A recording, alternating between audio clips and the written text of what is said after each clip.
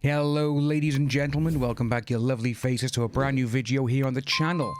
Well, there's only a little video before I do set off for Bloodstock for the festival later this week. I wanted to get this video out there because, well, I love horror, and a lot of you know I love horror, and over the last couple of days, we have had so much information come out regarding quite a few films that I'm actually looking forward to, and there's actually a little bit of info in this which I only learned today, and I am absolutely just like, how is this possible? Why is this happening as well? So I thought we'd jump straight into it. So this is a film that's coming out on the 7th of April next year. Stars Russell Crowe, and it's called The Pope's Exorcist. It has started filming. This is our first look as Russell Crowe as Father Gabriel Amorth. Now, with this, Father Gabriel is a legendary Italian priest who has performed over 100,000, you heard me, 100,000 exorcisms for the Vatican.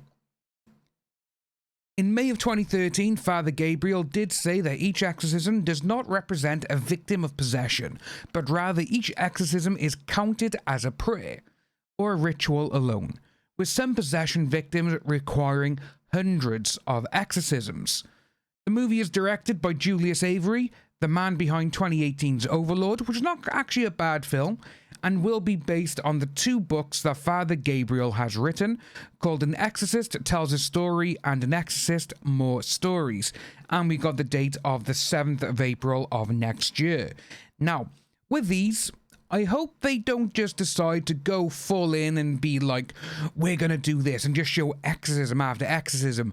I hope it's just going to be a bit like how the original Exorcist film is really, where you've just gradually, and just the tension just keeps building upon every single thing that happens. And with me, I do find that The Exorcist, the original one, is possibly the greatest horror film of all time. It is just so, it's almost like a perfect horror film.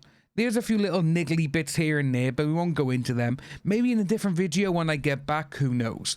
But the original one is just pure tension, and it's just built upon every single step going into the film. And obviously in the finale, the last 20 minutes or so is when everything happens. That's what I hope they do with this one. I hope they don't just go, going around, oh, it's Russell Crowe, we're going to do an exorcism to start the film with. 20 minutes in, we'll do another one, and then we'll do like the big finale, will be like a big one that's happened and everyone knows it. I hope it's not like that. I hope they gradually show the story building and what it needs to be done. And especially with how Father Gabriel, in 2013, like I just showed you as well, he did say, all exorcisms are not rituals of possession. That is actually, I think, is a really, really good part. Moving on to the next one, which now I am a huge fan of James Wan. Everyone knows this. I absolutely love the Saw franchise. Malignant is one of the best horror films of the last couple of years. And Insidious, that series or franchise, because it was 4 films, there is now 5. So, the cast has been announced for the upcoming Insidious 5. We will see the return of Patrick Wilson and Rose Byrne, who will be, obviously, the Lamberts. And Patrick Wilson is actually directing the film. It's his directorial debut, which I think is going to be great.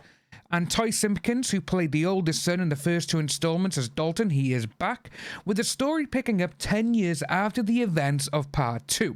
Now, with this one, it does go on to say that Josh, Patrick Wilson's character, is dropping Dalton off as an Ivy covering school, a university, and the college lifestyle somehow brings back the repressed demons of the past. It turns into a nightmare. And that is an interesting concept because obviously they repress the memories and everything else. Is there going to be some kind of cult at this university? Is there going to be people who know who Dalton is and what's happened to him? There's so many things going on with that. I think it's going to be a very interesting story. And like I said, Insidious, I want to first on chapter 4, which was the key one. And I was a bit like, really? Don't get me wrong. The key collector looked amazing. but it wasn't exactly up to par with the first three. But we do have this as well. The script is written by Scott Teems, based on a story by franchise co-creator, star and director of Chapter 3, Leigh Whannell, and Scott Teems also wrote Halloween Kills. Now, a lot of people don't like Halloween Kills. I understand that. But for me, Halloween Kills is the ultimate slasher movie. Not the greatest or the best. It's not that.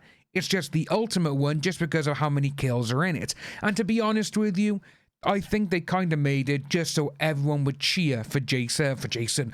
A sacrilege for Michael Myers. I got Jason on the head because Jason's a little bit further in this video. Wait and see.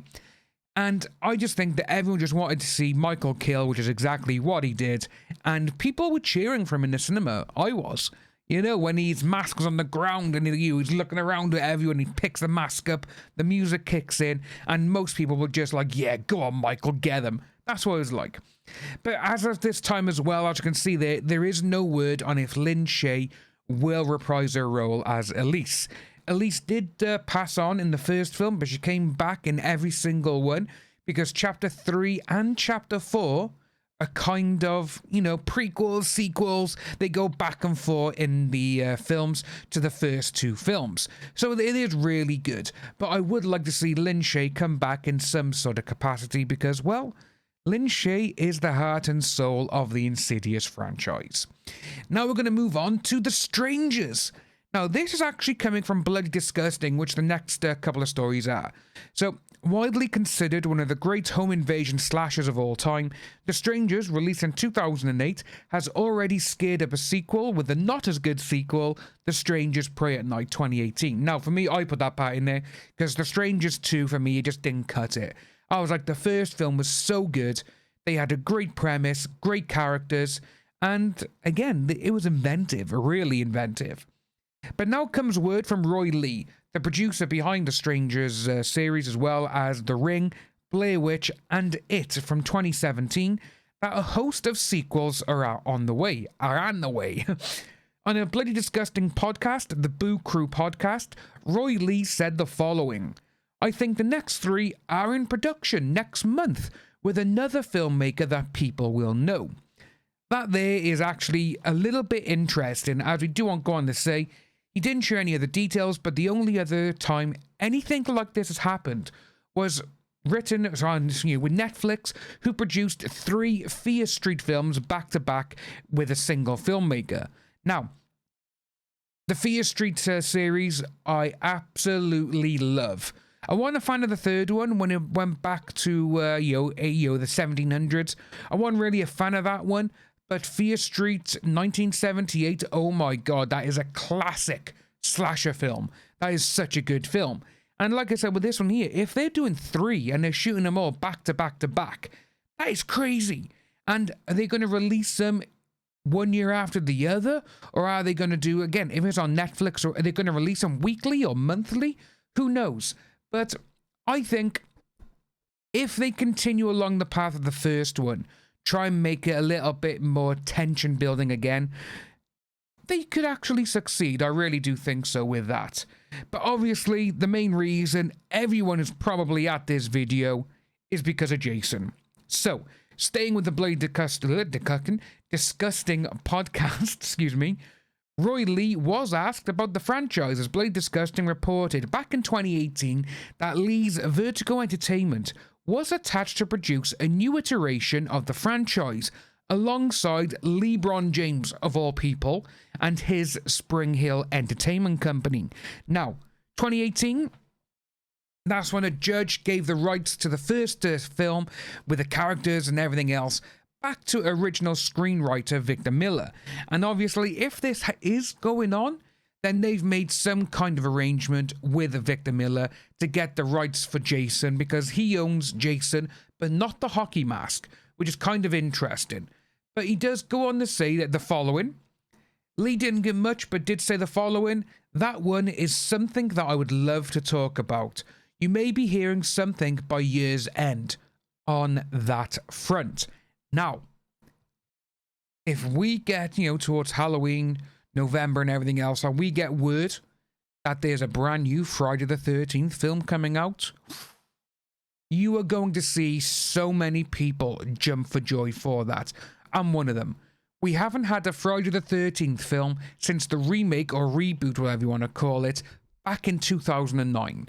That film, I actually really enjoyed it, mostly because the first 20 minutes, it was almost like a greatest hits of Friday the 13th, kills by Jason, and it just shows that if they get the right people attached, they can make a pretty kick-ass Jason movie.